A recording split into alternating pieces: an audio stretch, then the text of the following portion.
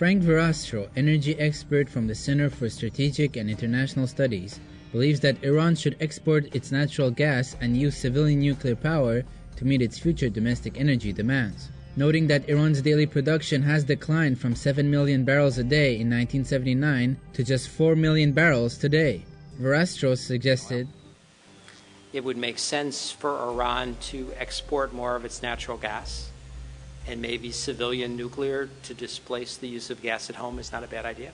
Hinting at the stalled negotiations between Iran and the West over its nuclear program, Verrastro suggested that Iran's potential need of nuclear energy to meet its domestic energy demands may be exploited. I think there's a bargain to be made here.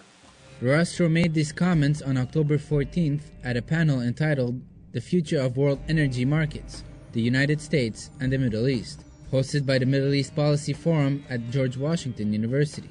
John Alterman, director of the Middle East program at CSIS, explained that while the U.S. demand for oil will remain flat in the near future, the global use of energy will be much higher. He said, quote, "In 2012, the developing world starts using more energy in a year than the entire developed world, and it's never going back." Referring to the developing world, Alterman emphasized, "They are the growth market.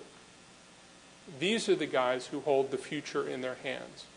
The West is yesterday's news. The future belongs to the developing world."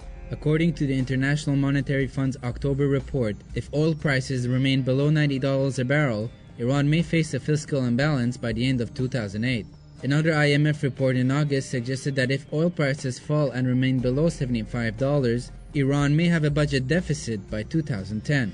Although Iran has already begun exploring opportunities to export its natural gas to Europe, it has not yet achieved great success. Iran and Turkey failed to sign a multi-billion-dollar natural gas contract during a visit by Iran's President Mahmoud Ahmadinejad to Turkey in August of this year. The Financial Times quoted a State Department official as saying, quote, "Such a deal by Turkey with Iran would send the wrong message at a time when the Iranian regime has repeatedly failed to comply with its Security Council and IAEA obligations." Verrastro says that the United States is doing a disservice to its European allies by pressuring them not to import natural gas from Iran, where the second largest proven reserves are located.